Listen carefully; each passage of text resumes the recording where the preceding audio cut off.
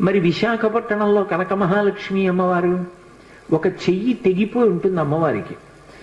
మరి ఆవిడ ఎంత అనుగ్రహమూర్తి! అసలు ఈ మార్గశీర్ష మాసంలో విశాఖపట్నంలో కనక మహాలక్ష్మి అమ్మవారి యొక్క దేవస్థానం ఇసకేస్తే రాలదు, అంతటి అనుగ్రహప్రదాయిని. ఆ తల్లి పాదముల దగ్గరికి వెళ్ళి నమస్కరించాలి తప్ప ఆవిడ అనుగ్రహించలేనటువంటి విషయం లేదు. ఈ మధ్య కాకినాడలో నాకు అత్యంత ప్రాణ సమానమైనటువంటి మిత్రుడు, అతన్ని గుండె ఆపరేషన్ చేయడానికి థియేటర్లోకి తీసుకెళ్లారు అని చెప్పి డాక్టర్ గారు నాకు నా ఫోన్కి మెసేజ్ పెడితే, ఆయన్ని రక్షించుకోవడం నా చేతిలో ఉంటుందా? ఆ పరదేవత రక్షించాలి. పసుపు నీళ్లతో కనక మహాలక్ష్మి అమ్మవారికి అభిషేకం చేశా సమయంలో. తిరిగి వచ్చాను, శుభవార్త విన్నాను. ఆ తల్లి గొప్ప అనుగ్రహప్రదాయిని.